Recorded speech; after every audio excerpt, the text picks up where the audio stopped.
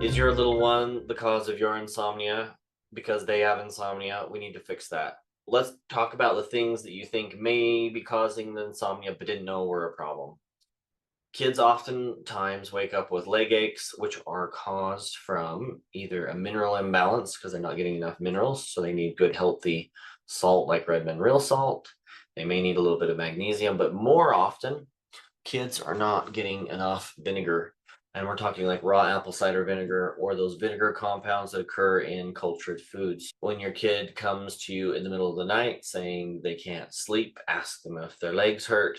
You can rub their legs with some vinegar, which helps adjust the pH, or you can give them some vinegar and some water and they can drink that, and then make sure you rinse their teeth off. You don't want those acids on their teeth at night. What the vinegar does is it opens up the calcium channels and the minerals can then flow into the muscles and then they relax. There is also another mineral called zinc that if they're deficient in will give them calf aches. If your child is not sleeping and has warts, they are also low in zinc, so you can look for that telltale sign. Kids generally don't have insomnia like adults do. Their lives are not usually as stressful. Another thing that really gets them is if your child is too sedative. Something to look for is like summertime, they sleep really good at night because they're running around all day long.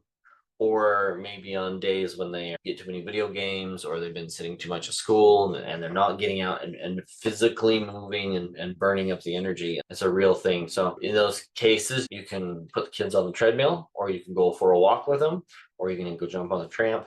Those kids need to exercise along with adults, but you may see it more in kids. There have been cases where I also have adults who come in and they say if they just exercise 10 minutes on a treadmill or go for walks, they just sleep a lot better.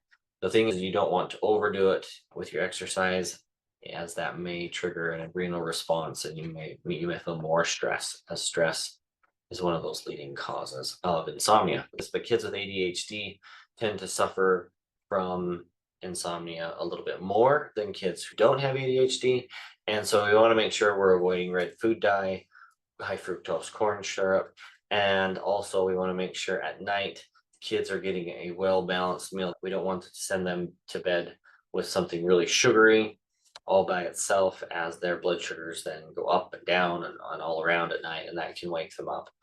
If you've had family night and then you're going to have a treat afterwards, you want to make sure it's close enough to dinner that you're getting some protein and some vegetables all mixed in there with that. Or you could have a celery stick with some peanut butter, and then you of course your peanut butter is not going to have a lot of sugar in there, and then you have that brownie for your treat. Then you can go ahead and have brush their teeth and go to bed. But you want to get some vegetable and protein ahead of that sugar to slow it down so it doesn't mess up their bedtime. Now again, that's the same pattern we want you to be eating at dinner time: vegetables, protein, and then your carbs or sugars. You and your kids will sleep a lot better. Our next video is going to cover the supplementation and natural remedies. Check it out. Our next